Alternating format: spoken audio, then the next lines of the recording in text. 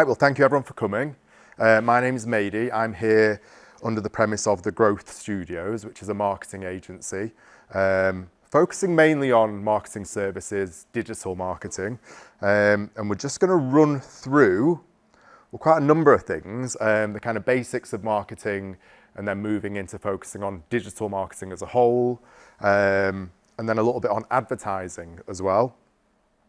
So we're going to start with a show of hands. I hope everyone's had their coffees, just to understand who's in the room and what stage your businesses are at. So if your business has a website, I want you to put your hands up. Good, right? I want you to keep your hands up if your business has a Facebook page, Instagram page, LinkedIn, if you've ever done any search engine optimization. Last one standing here. Oh, is your hand still up? Kind of. Okay. If you've ever done any paid advertising. So we've got 3 up. Okay. Okay, good. Well, you're in the right place. We've got a whole section on that. Kira, you had your hand up as well. So how's your experience of paid advertising? Yeah, so over the years I've worked with different agencies and different individuals doing the paid ads, and I've had a go at doing it myself as well. Yeah. And I've definitely noticed a difference when particularly people are doing it. Yeah. And for me it's always brought like a really good return on investment. Organic reach has been great to kind of nurture my existing community, but paid ads has always brought in brand new people, okay, which is always important. Definitely. Good, excellent. So before we kind of even get into the digital marketing or social media marketing part, I think one of the really important things I wanted to talk about was understanding who your customer type is and your objectives as a business if you want to grow. So the 3 categories are people that know that they need you, people that don't know that they need you, and people that already know you. So people that know that they need you, using the example of a dentist, this would be an individual that has got tooth pain, a chipped tooth. They know that they need someone to take a look at it. They're going to research which dentists are close to them, and whoever ranks highest on Google or whoever has the highest reviews is probably going to get that client. The second bucket is people that don't know that they need you. So using the example of a dentist again, this could be dentists that are offering teeth whitening services. What you're going to do then is you're going to push out your message to a certain area that says, we offer teeth whitening for 50% off, or we offer teeth hygiene appointments for 50% off. And then the third bucket is people that already know you. So these will be your existing or past customers. And in those examples, you'd be looking to up or cross-sell to these individuals, offering them various discounts and rewarding them for their loyalty. So just taking a little bit of a step back and looking at it in more detail. So people that know that they need you. So if you think about, if you have a leak in your kitchen, you know that you need a plumber, you're going to go onto Google, you're going to find anyone that has been highly reviewed or has 24-hour access or emergency services to come out and fix your leak. How are you going to do that? Well, you're going to do it by ranking high on Google, SEO optimization, which a few of you said that you've already done. Blogs work really, really well for that as well. And you'd also consider Google Ads. So the goal here is to be at the very top of Google when people are searching for a solution to their problem. And then the second bucket, so people that don't know that they need you. Typically what you'd be doing is going forward with your best or most enticing offer. And a really important part of this is we use something called trial and acquisition mechanics. So the goal is you're going to bring them in so they can trial your service, they can understand how good it is, and off the back of that, you're hoping to then turn them into a longer term client. How will you do it? So typically through Instagram, Facebook, or TikTok, you're going to find these individuals. Testimonials and collab posts do really, really well as well. And meta advertising also performs really well. So we'll go into all of these things in much more detail in the presentation. And then people that already know you. So we talked about who they are. How will you reward them? How will you interact with them? Definitely email and SMS marketing. So another question, another show of hands, how many people have got email databases in their business? Everybody has. Good. How many of you are actively sending emails to your database? Okay, all right, good ratio, good ratio. And organic social media is also really, really effective here. So you want to be rewarding your community, your kind of trusted and most loyal customers. Is that clear for everyone? Yeah?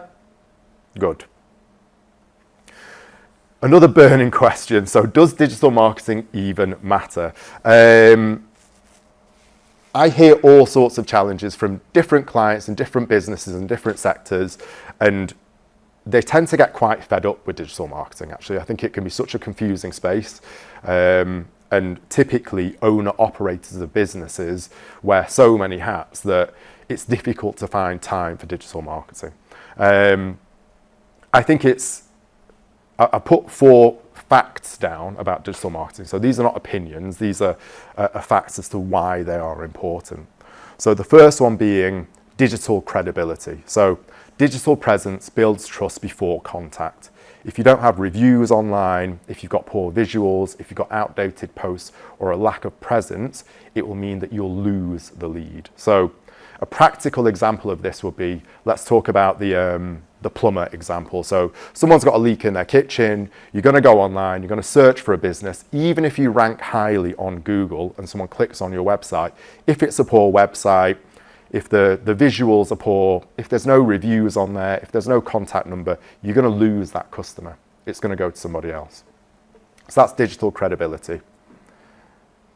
Digital marketing is also hugely powerful when it comes to showcasing your products or your services. So good visuals and storytelling can sell before a conversation even starts. It's where people see what you do, how well you do it, and what makes you different. So some of you may have heard of the rise of TikTok Shop. Yeah? So this is where very real people are talking about their experiences with a product or a service. And then off the back of that, whoever is selling that product or service is making a lot of money. Why does it work? It works because it's real, it's authentic. And that storytelling capability of social media is very, very, very powerful. Long gone are the days of a polished advert where people are kind of saying, come and join our choir. It's probably going to be more effective if you've got Stacey walking out of the choir and kind of saying, I've just had the best evening. So your ability to showcase your product or your service is very, very important when it comes to digital marketing. SEO benefits, so this is search engine optimization benefits.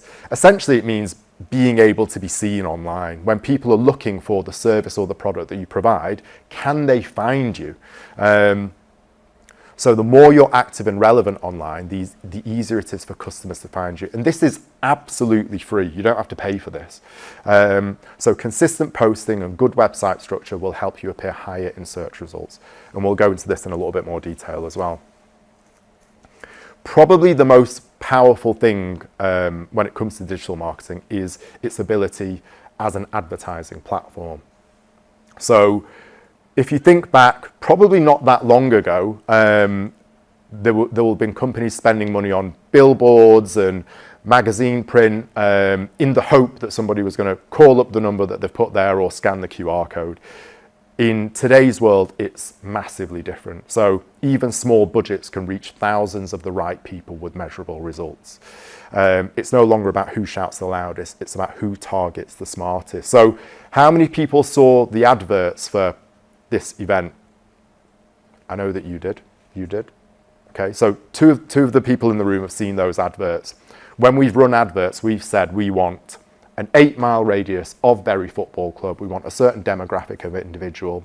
To be able to replicate that through billboards or sponsorship it's chalk and cheese, it's night and day. There's no comparison. You can be incredibly effective when it comes to digital advertising, if you're doing it right. All right, so a quiz to make sure you're all paying attention. So think about what platforms you're going to go to if you want to find a solicitor. Any takers? James, I'll start. Ooh. Probably go on Google. Google, any other takers? Google. Everyone going with Google? Correct, well done. All right, and if you're looking to buy a house, where are you going? Similar. You go if it's something fun and yeah, you probably go social media. But if it's something serious, you probably go Google. Google, okay. I did hear one right move at the back. Any others for right move? Yeah. Well done. All right, and finding a plumber. I've already given the answer to this through the presentation. Oh, okay, that's a good one. Check a trade. Any others? Facebook? Facebook groups. Okay. All right. Something like that, feel like you'd ask a friend. Ask a friend is also, yeah. So there's, yeah. So there's no right answer to this, and I'm saying that because I put Google, but check a trade has come up quite a few times, so perhaps that would be. Buying a bikini. Yeah, TikTok shop, Instagram. That is something fun. It's not serious. Good. Yep, I put Instagram there as well. So the really important thing is to consider the placement of your ads and your content. So where are your ideal clients likely to be? And more importantly, what is their mindset in that moment?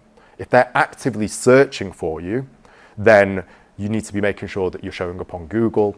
If you are going forward with an offer, then you can push that onto them through social media channels. Good. And then just very quickly, I wanted to talk about the kind of the top 3 platforms at a glance as well. So I think we're going to send this deck out to everyone who attends anyway, so don't worry too much about the detail. I think one of the really important rows here is that second row. So comparing Facebook to Instagram to TikTok.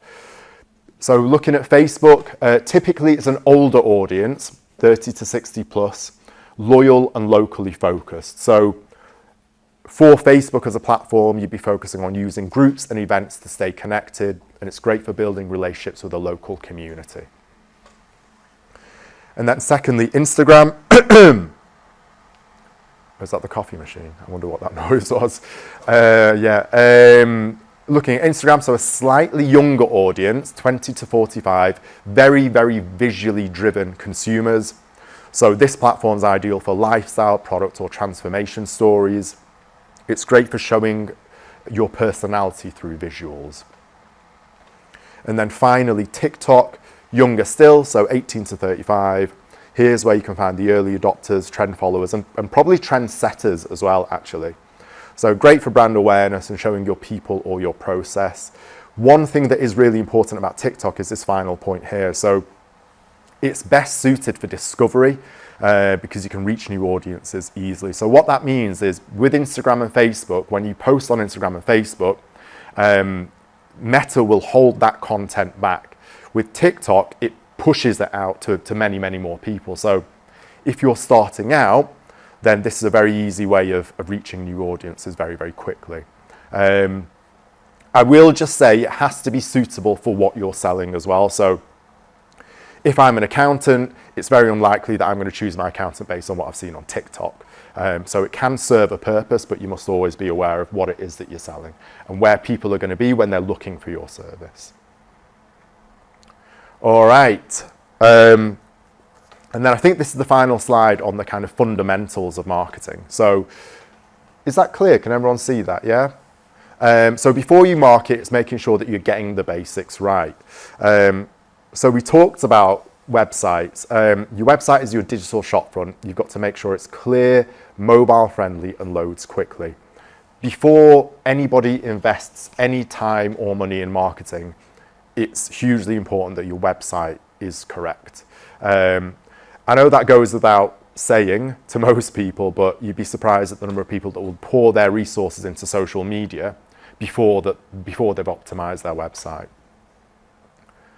The second one is clarity in what it is that you do. So in one sentence, what do you sell and who is it for? This will then form the basis of your social media strategy, your advertising strategy, hugely important. And yeah, if you're not able to explain what you sell and who it's for in one sentence, you've got a really good opportunity to fix that. The third point is putting yourself in the shoes of your potential customer or your client. So if you Google your business, what shows up? Are your photos, reviews and bios consistent and professional? For me, this is, again, it's part of the audit process of taking on new clients. How many people have Googled their business recently? Good. All right, everyone's on it. And then the final point here is tracking. So understanding where your customers come from. Obviously, you should be asking every customer, how did you hear about us? But there are really powerful free analytics tools that you can use. So Google Analytics and Meta Insights, so that you can understand where your traffic comes from, where are customers finding you. Once you understand that, it allows you to start to plan out where you should invest your time and your money. So typically for Google Analytics, you'll be able to see people that are coming directly to your website. So they already know who you are and they're typing it into Google. And then beyond that, you'll see organic search results. So that means someone said, I need to find a plumber, and you'll rank high enough for those search terms to show. And then there'll be referrals as well. So if you have email systems, people will be opening your emails and clicking through to your website. Really, really important to understand that, because you can understand where you perform well and where you need to do a little bit more work. Good. So into the kind of content part of the presentation. So photo versus video gets loads of publicity, and it has done for a while. So I know a lot of businesses struggle to move into the video part. So I've just plotted out some of the kind of key points when it comes to photo versus video. So obviously with video, you have the ability to tell stories and showcase real people. So thinking back to the TikTok example that we gave, one of the most effective marketing tools that you can use is very, very raw and authentic videos of experiences. Video naturally lends itself very well to that versus photo. Another key statistic here is that 50% of time spent on Instagram is spent watching video, which is, for me, I think that's a really, really surprising statistic. But what does that mean when you think about it in terms of Instagram? If Instagram or Meta understands that people are hungry and thirsty for video, it's going to promote video content over photo. So a really important thing to understand.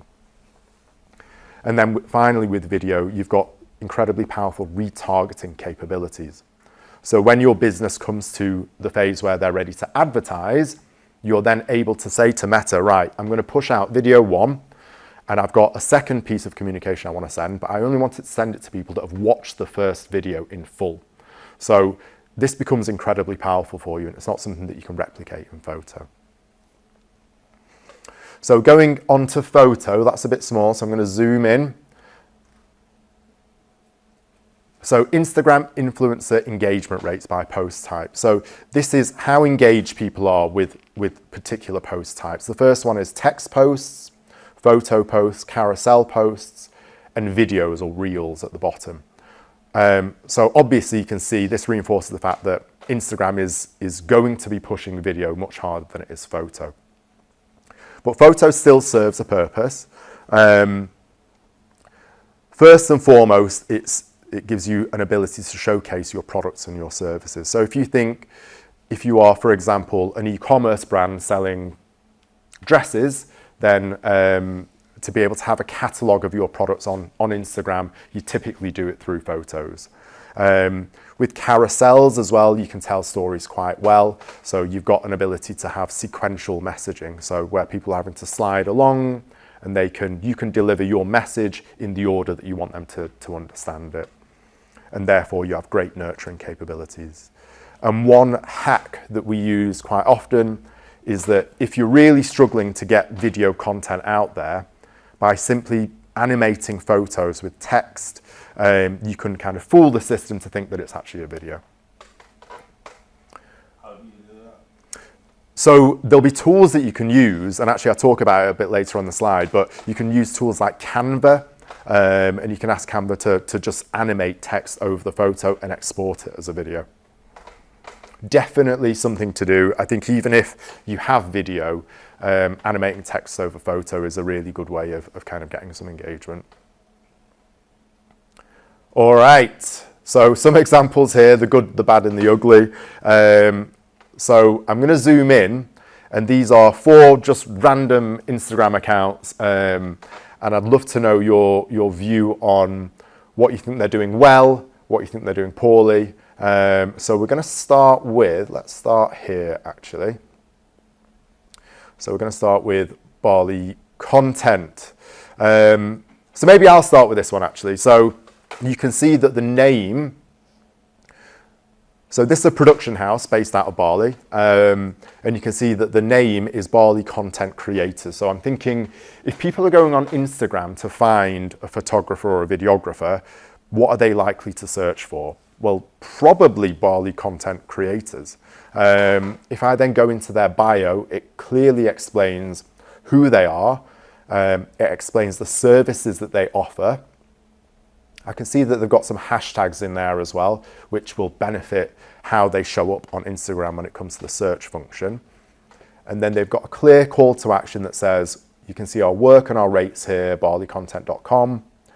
And I can see they've got 54 posts and it all looks pretty much the same kind of theme. So how would we rate that Instagram page? Good, bad or ugly? Yeah, all right, great.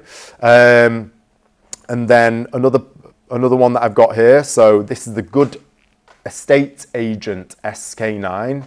And the Instagram headline is Tracy Patton, which I assume is the lady who owns this Instagram account. Looks like they're into property sales, property lettings. Got a few what looks like postcodes there. And the grid is just a sign of welcome to Handforth posted over and over again. Good, bad or ugly? Ugly? Ugly and bad or just ugly? Ugly and bad. Ugly and bad, okay. I hope you don't see this, Tracy. And then we've got one more here. So Power and Revive Studio. So this looks like some kind of gym. Oh, there we go. The studio for group workouts in Canggu. They've got an offer there, 3 days unlimited for 550,000. Group fitness, open gym and recovery. And they've got a clear call to action. They've got highlights as well. They've got some pinned posts as well. So what are we saying? Good, bad or ugly? Good. All right, perfect. And I'm going to pick on myself a little bit here as well. So the growth studios, so you can see again in the headline here, it's very clear what's being offered. So digital advertising and lead generation. It's really important to put the name of the business as well, because if people go onto Instagram to search for the name of your business, you're going to show up.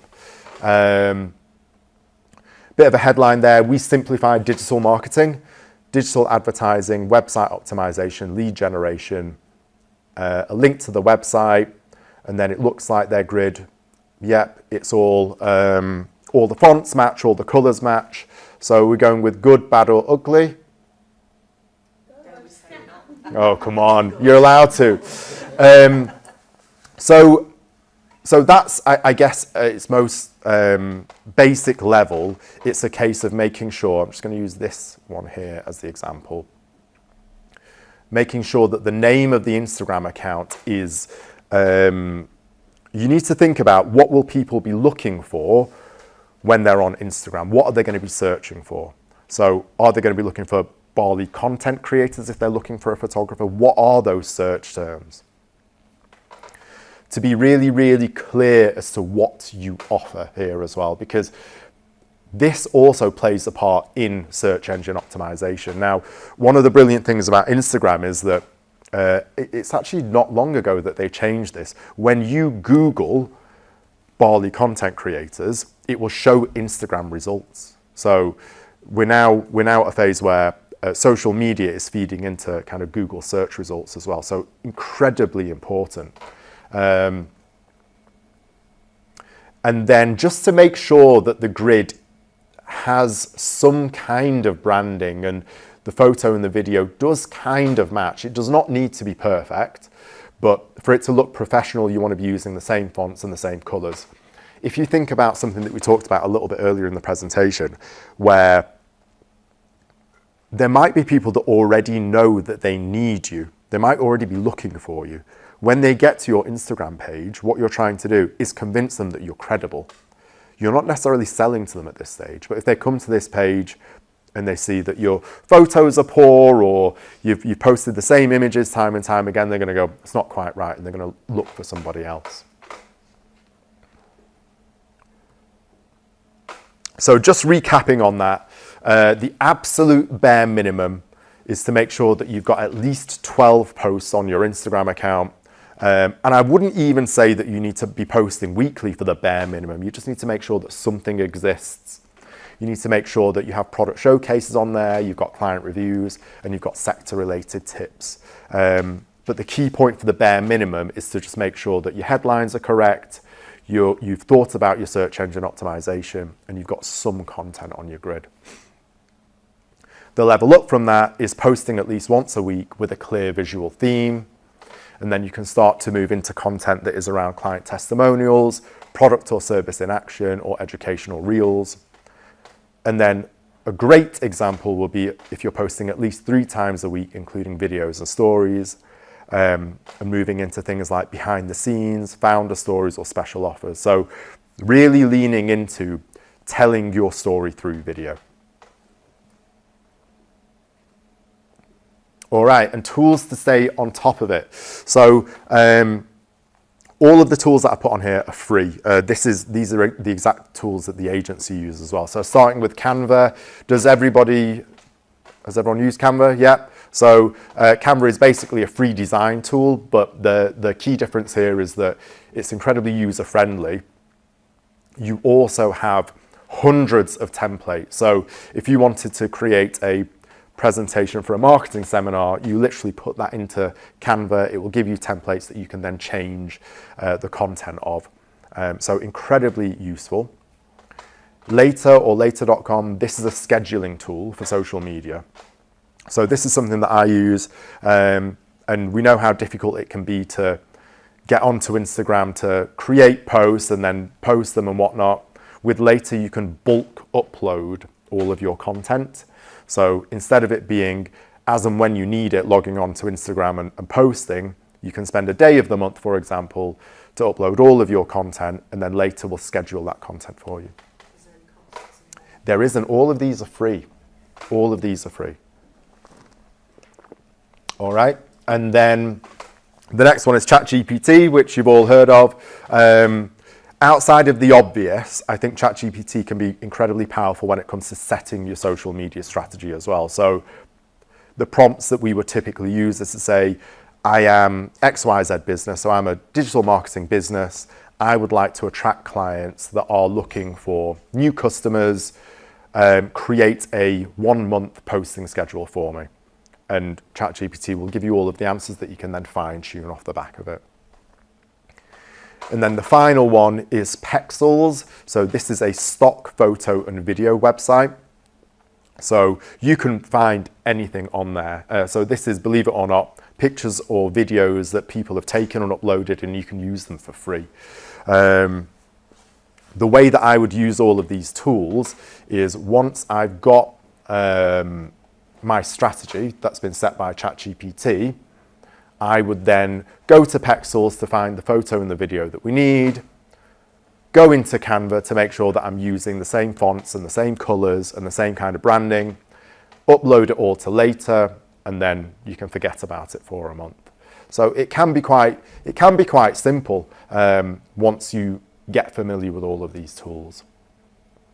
Are any of those tools new for anybody? Have you heard of all of them before? I hadn't actually heard of Later. You hadn't heard of Later. Is that for all social media, or is it just Instagram? It's for Instagram, Facebook, TikTok, LinkedIn, and YouTube.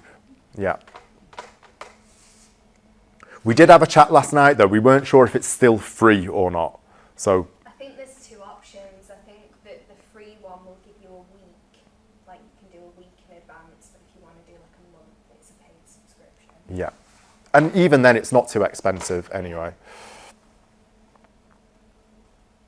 Good. All right. So now we're going to go into the advertising phase. So everything we've talked about so far has been kind of the foundations of marketing and organic or social media marketing. But where digital marketing really becomes insanely powerful is when it comes to advertising. So there are four reasons why you might consider advertising. So acquisition. So if you want to reach a new audience very, very quickly, then you would look at advertising online.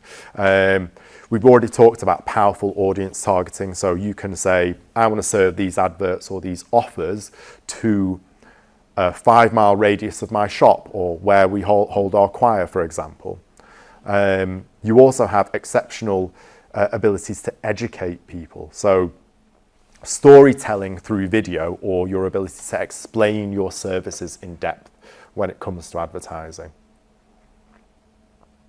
Re-engaging as well. So we already talked about behavior-based targeting. Well, no, actually we didn't. So when it comes to advertising on Meta, I can put in details to say not only their age or where they live or whether they're male or female. You can also put in interest-based or behavior-based targeting. So what does that mean? That means that you can target people that have pets, for example. You can target people that only have a certain level of iPhone or newer.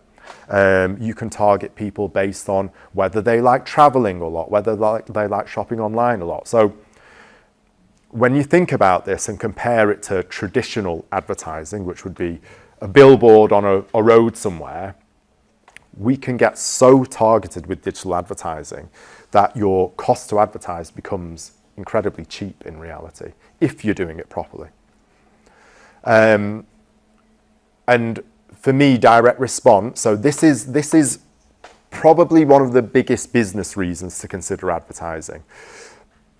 You get an immediate response to your ads. So in a matter of days, you're able to understand if advertising is going to be profitable for you or not. It's no longer a case of, as I've said, buying a sign that you've got to have on there for 3 months and hoping that the phone rings. In a matter of days, you will start to understand whether advertising is going to work for you. And with that comes huge optimization opportunities. So let's use the example of the bikinis. If I run an advert for a bikini company, if people are clicking on the advert, getting to the website and then dropping off, that means there's probably a problem with the website. If I'm then going to go and fix the website and run adverts again, I'm going to see, right, people are clicking on my adverts, they're going to the website, they're getting to checkout, but they're not buying. Okay, so maybe our shipping costs are too expensive. You're getting that feedback constantly when you're running adverts. So you're able to optimize elements of your business to improve performance. So quite a bold statement I always make when it comes to digital advertising is that it will always work. It will always work. It's a case of being able to optimize your business, your price point, your shipping fees, whatever it may be that's stopping people from buying. Advertising gives you the ability and the visibility to do that. Good. Can't I just boost posts? So again, this is something that I see quite a lot. I will say that boosting posts is better than nothing, but it can be a bit of a waste of money. So on the left-hand side, we've got boosting posts, and then on the right-hand side, we've got running adverts through Ads Manager on Meta. So on the left-hand side, essentially when you're boosting a post, you're showing your content to whoever Meta decides. It will have default settings. It will say, send it to people that are likely gonna follow my page, but you have no more visibility beyond that. So Meta will be making a lot of money from you making that choice. And in comparison, if you're running it through Ads Manager, so I'm just going to zoom in on this. This is the exact targeting that we use for this event, actually. So Bury Football Club within an 8-mile radius, an age of 22 to 50, and then we've left everything else open. But you can choose your location, age, interest, budgets, and goals, and you can start to see all of that rich data in the background. So who's clicked on the link? How far into the process did they get? Did they just click on the link but not fill in the form? Did they click on the link, get to checkout and not complete the order? You get vast amount of data, and that is really what's needed when it comes to advertising. So Lauren, you talked about you've run them before and it wasn't working. Did you ever get to a stage where you figured out why it wasn't working? No. And this is the key. But I also didn't necessarily look into it either. I kind of just thought, I've got X, Y, Z else to do for this event. Exactly. It doesn't matter, we'll leave it. Yeah. We'll come back to it maybe another time. Yeah. Rethink it, because at that moment in time I was more focused on the actual event itself. Yeah, and that's the way. That's the way. You know, like why wouldn't you be? That'd be what the majority of people would do. I think that when it comes to successful advertising campaigns, you have periods of having to analyze the data, what's actually working. So the kind of summary being that targeted ads builds data and measurable return on investment. So it's essentially giving you feedback as to what is and is not working in your business. It's incredibly powerful stuff. All right, so when to invest in advertising. So there's a few kind of rules when it comes to advertising. If you have a new product that you want to launch, advertising can be very, very effective. When you want to retarget and convert leads, again, it can be very effective. This is probably the most powerful one. When you want to generate leads or sales quickly, you can do that through paid advertising. If you want to scale a proven marketing strategy, reach new audiences quickly, or reach local customers. So in all of those examples, paid advertising is almost always, actually I'm going to remove the word almost, paid advertising is always going to be much more effective than organic marketing. One thing that you should be aware of though is what phase is your business in. So if you're a startup, you want to be building that digital presence and that trust. As you're going into your growth phase, you want to advertise your best offers only. And then when you're ready to fully scale, you would go in with full campaigns and retargeting. If you are at that startup phase, that is not the time to go in to advertising, which is kind of summarized by this point. So once your foundations are set and your content performs organically, you should be using advertising to scale what already works, not to fix what doesn't. Massively, massively important. Your business should already be performing in digital marketing, organic digital marketing, before you start spending money.